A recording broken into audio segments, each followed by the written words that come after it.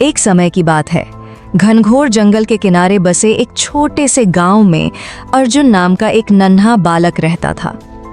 अर्जुन को ट्रैक्टर और कारों से बेहद लगाव था और वह हमेशा उनके साथ खेलने के नए नए तरीके खोजता रहता था। उसके पास एक छोटा लाल ट्रैक्टर और नीली कार के खिलौने थे जिन्हें वह अपना सबसे अच्छा दोस्त मानता था। जब अर्जुन अपने खिलौनों के साथ खेल रहा था, अचानक एक चमकदार रोशनी उसके कमरे में फैली। उस रोशनी से एक जादुई परी प्रकट हुई जिसने मुस्कुराते हुए कहा, अर्जुन, तुम्हारे ट्रैक्टर और कार में जादुई शक्तियां हैं। अगर तुम चाहो तो हम सब एक साथ जंगल में रोमांचक यात्रा पर जा सकते हैं। अर्जुन की आंखें खुशी से चमक उठीं। उसने तुरंत हाँ कहा और परी ने अपने जादू से ट्रैक्टर और कार को बड़ा और जीवित कर दिया। ट्रैक्टर ने अपनी बड़ी बड़ी आंखें खोलीं और मुस्कुराते हुए कहा, चलो अर्जुन, जंगल की सैर पर चलते हैं। कार ने भी अपनी हेडलाइट्स चमकाईं और कहा, हाँ, हमें बहुत मजा आएगा। तीनों ने मिलकर जंगल की ओर प्रस्थान किया। जंगल में प्रवेश करते ही उन्होंने देखा कि पेड़ पौधे रंग बिरंगे हैं और पक्षी मधुर गीत गा रहे हैं। चलते चलते वे एक नदी के किनारे पहुंचे जहां पानी क्रिस्टल जैसा साफ था।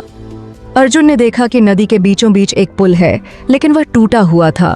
ट्रैक्टर ने अपनी बड़ी बड़ी चमकती आंखों से पुल को ध्यान से देखा और बोला, अरे, यह तो सच में टूटा हुआ है, लेकिन कोई बात नहीं, मैं अपनी ताकत और मेहनत से इसे ठीक कर दूंगा। उसने अपने मजबूत लोहे के पहियों को जमीन में गड़ा दिया और अपनी दमदार ताकत से लकड़ियों और पत्थरों को जोड़ने लगा। उसके इंजन की गुर्र गुर्र आवाज पूरे जंगल में गूंज उठी।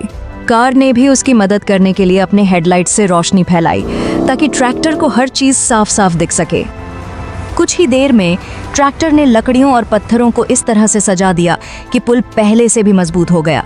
जैसे ही पुल तैयार हुआ, जंगल के पक्षियों ने खुशी से चहचहाना शुरू कर दिया और नदी की मछलियां पानी से बाहर उछल उछल कर तालियां बजाने लगीं। अर्जुन खुशी से उछल पड़ा और बोला, वाह ट्रैक्टर, तुम तो सच में हीरो हो। ट्रैक्टर ने शर्माते हुए कहा, अरे, यह तो मेरी ताकत और दोस्ती का जादू है। जैसे ही वे नदी पार करके आगे बढ़े, जंगल घना और रहस्यमय होने लगा। बड़े बड़े पेड़ रास्ता घेर रहे थे और चारों ओर जादुई चमकती हुई तितलियां उड़ रही थीं। अचानक रास्ता इतना संकरा हो गया कि ट्रैक्टर उसमें फंस गया। अरे, यह रास्ता तो मेरे लिए बहुत छोटा है। ट्रैक्टर ने चिंतित होकर कहा। कार ने मुस्कुराते हुए अपने टायर घुमाए और बोली, कोई बात नहीं, यह काम मेरे लिए है, मैं अपना रास्ता खुद बना सकती हूँ। फिर क्या था, कार अपनी बिजली जैसी तेजी से रास्ते में रेंगते हुए निकली, कभी पेड़ों के नीचे से, कभी पत्थरों के ऊपर से कूदते हुए। उसकी हेडलाइट से अंधेरे में भी रास्ता साफ साफ दिखने लगा। एक जगह पर बहुत सारे सूखे पत्ते और टहनियां रास्ते में पड़ी थीं।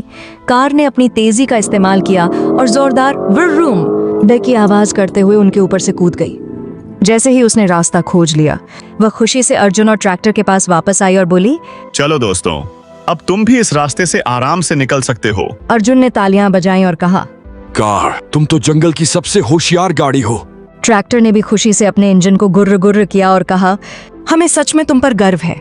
फिर वे तीनों मुस्कुराते हुए अपनी रोमांचक यात्रा पर आगे बढ़ गए, क्योंकि उनके आगे और भी जादुई और मजेदार कारनामे इंतजार कर रहे थे। जंगल के बीचों बीच उन्हें एक विशाल पेड़ मिला जो बोल सकता था। पेड़ ने बताया कि जंगल में एक जादुई फूल है जो पूरे जंगल को रोशन करता है, लेकिन वह गायब हो गया है। अगर वह फूल नहीं मिला तो पूरा जंगल अंधकार में डूब जाएगा। अर्जुन, ट्रैक्टर और कार ने मिलकर उस जादुई फूल को खोजने का निर्णय लिया। उन्होंने मिलकर विभिन्न चुनौतियों का सामना किया, जैसे पहाड़ चढ़ना, गुफाओं में जाना और जंगली जानवरों से दोस्ती करना। अंततः उन्होंने एक गुप्त स्थान में उस जादुई फूल को खोज निकाला। फूल को वापस लाते ही पूरा जंगल रोशनी से जगमगा उठा। सभी जानवर और पेड़ पौधे खुशी से झूम उठे। बोलने वाले पेड़ ने कहा, तुम्हारी बहादुरी और मित्रता के कारण हमारा जंगल फिर से जीवित हो गया है। अर्जुन, ट्रैक्टर और कार ने मिलकर जश्न मनाया और फिर गांव लौट आए। इस रोमांचक यात्रा ने उन्हें सिखाया कि सच्ची मित्रता और साहस से किसी भी चुनौती का सामना किया जा सकता है। अगर आपको मोरल एडवेंचर्स की कहानियां पसंद आती हैं, तो हमारे चैनल को सब्सक्राइब करें और वीडियो को लाइक करें।